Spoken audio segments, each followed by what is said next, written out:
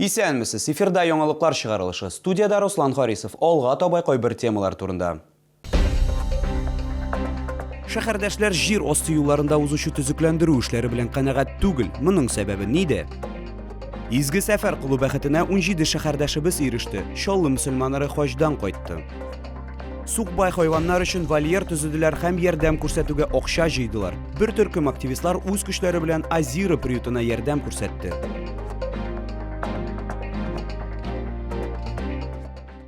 Ремонт бара нәтиҗәсе генә күренми. Шәһәрдәшләр җир асты юлларында узучы төзекләндерү эшләре белән канәгать түгел. Райисполком һәм демостроитель тукталышларында ремонт инде 2 ай дәвам итә. Әле очы кырыена һаман чыга алмыйлар ди шәһәрдәшләр. Урында безнең иҗат төркеме булып кайтты. Райисполком тукталышындагы җир асты юлы күптәннән начар хәлдә. Биредә ремонтны иртәрәк башлыйсы иде ди шәһәрдәшләр. Хәзерге вакытта баскычлары алыштырылды, яңа тоткычлар урнаштырдылар. Эчке ягы гына һаман шулык хәлдә. Райисполком — центральное место, вроде мэрии рядом. Я всегда удивляюсь, что здесь вообще никакого ремонта нет. Надо обязательно делать, уж давно надо было сделать. Здесь мы только начали делать вот эти стены. Стены, то, что вот где отколота плитка. Демостроитель тукталышындагы җир асты юлының бер ягы тулысынча әзер, икенче ягында баскычлары алынган, бетон җәйгәннәр. Ремонт эшләре озакка сузылды ди халык. Бер юлы берничә баскычны ясыйлар, йөрүе кыен дип зарланалар. Вот здесь хорошо сделали, да? Вот здесь разломали. Вон там давно уже разломали. И не доделали. Подняться невозможно. А вот здесь вроде ничего не сделали. Но все выломили. Дороги нету. Так что у нас перехода нету. Шәһәр башкарма комитетында ремонт эшләре август башына кадәр тәмамланачак дип белдергәннәр иде. Әмма билгеләнгән вакытка җитешмәүләре ап-ачык. Лилия Хәбибҗанова, Русланбек Мөхәммәтов, Кирилл Хабзей, яңалыклар. Әгәр сезне борчып торган проблемагыз яисә шатлыклы хәбәрегез булса, безнең редакциянең кайнар элемтә телефонына шалтыратыгыз. 51-31-31 номеры тәүлек буена эшли. Хәбәрләрегезне WhatsApp аша да юллый аласыз. Фото һәм видеоларыгызны 8-939-311-31-31 номеры буенча көтеп калабыз.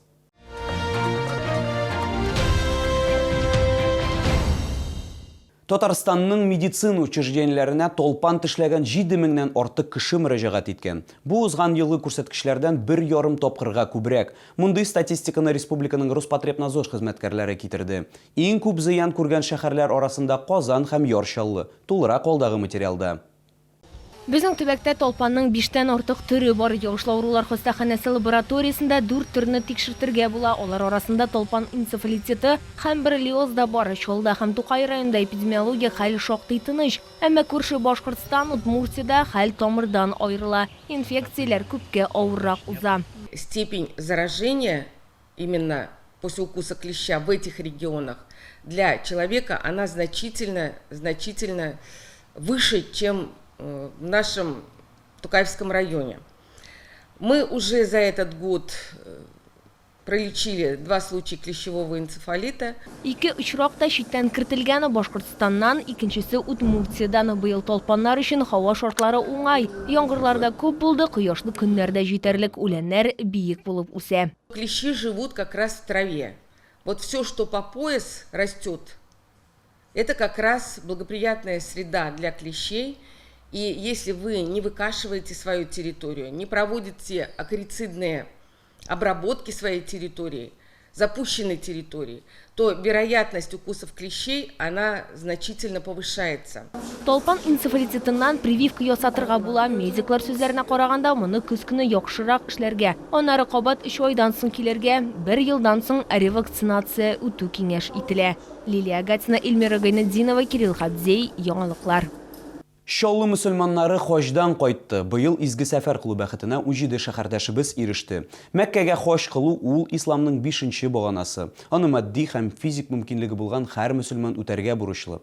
Сугуд Гәрәбстанында күргәннәре хис тойгылары белән хаҗилар төркемен җитәкләгән шәһәребез имамы уртаклашты.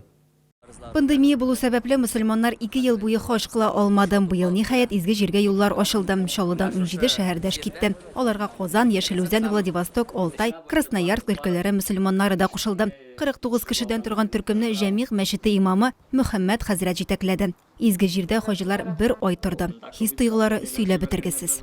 Шушы Кәгъбәтулланы күргәч, зур абыйларның, өлкән яшьтәге апаларның яш егетләрнең, яш хатын-кызларның елап торуларын күргәч, инде шушы самими күз яшьләре, балалар кебек укси дуга кылып нитүләрен күрү үзеңә дә бер ниндидер рәхәтлек бирә торган тойгы инде. Аны аңлатып булмый инде. Гайбатулланы 7 тапкыр урап чыгу, Сафа һәм Мәрвә калкулыклары аралыгын йөгереп үтү, Мина үзәнлегенә, аннан соң Гарәфәт тавына килү, буларның барысы да кызу вакытта башкарыла. Һава температурасы хәтта плюс 50 градуска кадәр җиткән чаклар булды ди имам. Шуңа да карамастан хаҗилар бик канәгать калалар. Сугыт Гарәбстаны халкының дустына мөнәсәбәттә булуына, аларның ярдәмчел, кайгыртучанлык кебек сыйфатларына шаккатып кайталар.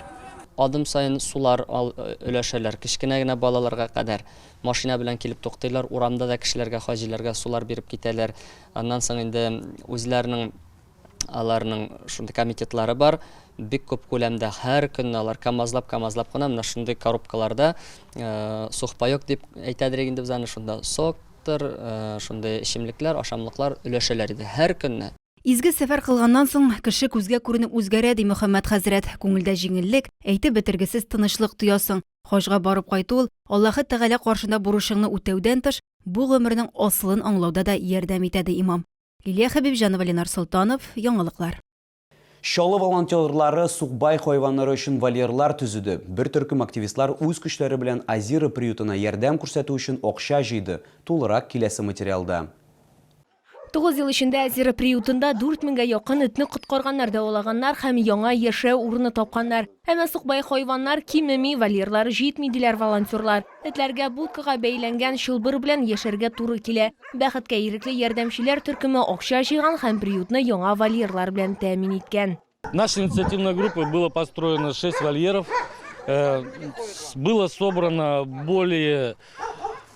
Первоначально было заложено 360 тысяч на постройку вольеров, но в связи с изменением цены мы вложились где-то в 540 тысяч. Инициатив төркем беренче тапкыр приютка ярдәм күрсәткән, әмма моның белән генә туктарга җыенмыйлар. Вольерлар төзелешеннән калган акчаларны алар Азира йортсыз хайваннар ярдәм фонды счетына күчергән. Забота о братьях меньших, даже в самых суровых условиях, всегда была отличительным признаком человечности. И мы благодарим каждого человека, кто был вкладом в наш проект. И призываем всех быть вместе, держаться вместе и всегда делать добрые дела. Шоллар көн сайын диярлек шәһәр урамнары буйлап йөрүче сукбай этләргә зарлана. Мондый хайваннар белән мәсьәләне хәл итү өчен приютларны үстерергә кирәк ди саный активистлар. 4 аяклы дусларыбызга үз көчебез белән ярдәм итү һәр вакытта да килеп чыкмый. Азык, дарулар, дәвалау һәм аларны тоту өчен акча кирәк. Лилия Гатина, Руслан Бикмөхәмметов, Сергей Вильданов, Яңалыклар. Хәзерге вакытта Сара Садыкова концертлар залында Шоллы ТВ телекомпаниясының 30, Күңел радиосының 25 яшьлек туган көне уңаеннан зур юбилей кичәсе дәвам итә. Мин Руслан Харисов сезнең белән сау булашам һәм концертлар залына юл тотам.